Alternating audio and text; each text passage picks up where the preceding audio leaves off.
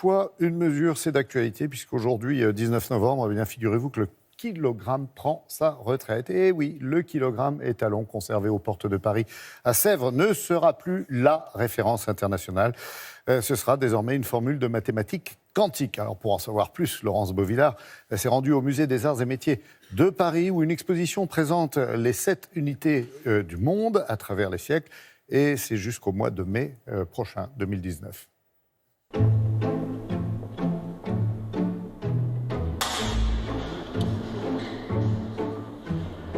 Dans notre quotidien, tout se mesure. La température, la lumière, l'énergie. Et tout ça se fait grâce à 7 unités de base. Ces unités ont évolué au travers des siècles.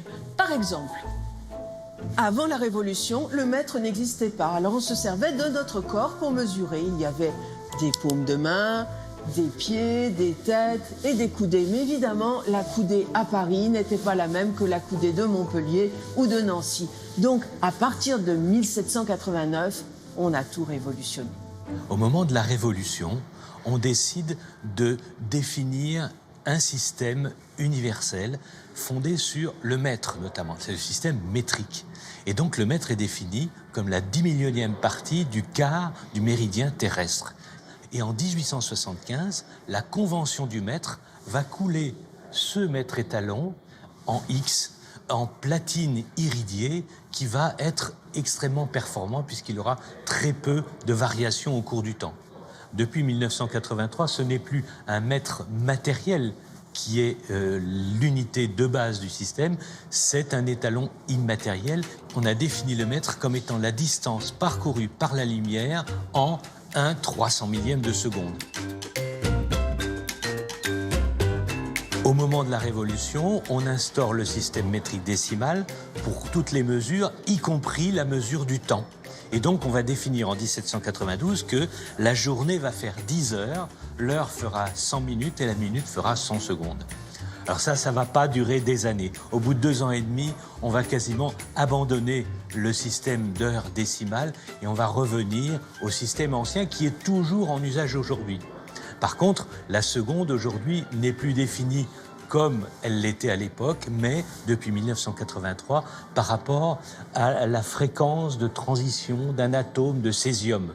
Donc c'est très complexe, si on veut, mais c'est suffisamment précis pour que, quelques années après 1983, on ait pu inventer le GPS et tout un tas de techniques qui sont aujourd'hui à la portée de tout le monde. Le 19 novembre, totale révolution dans les unités de mesure puisque toutes les unités seront dématérialisées.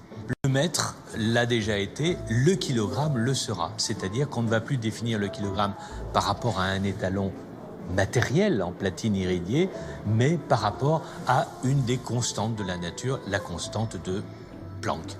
En définissant les unités par rapport à des constantes de l'univers, on assure de pouvoir, en n'importe quel point du globe, réaliser une expérience qui permettra de définir sur place quelle est la bonne valeur du kilogramme. En 1999, une sonde américaine est partie en orbite autour de Mars. Tout d'un coup, elle a disparu. On s'est aperçu que le fabricant des moteurs utilisait des mesures anglo-saxonnes, tandis que l'équipe des navigateurs utilisait les normes internationales. Voilà ce qu'il arrive lorsqu'on n'utilise pas le même langage. Et cette réforme des unités de mesure devrait permettre que tout le monde soit au même diapason. Merci beaucoup, Laurence.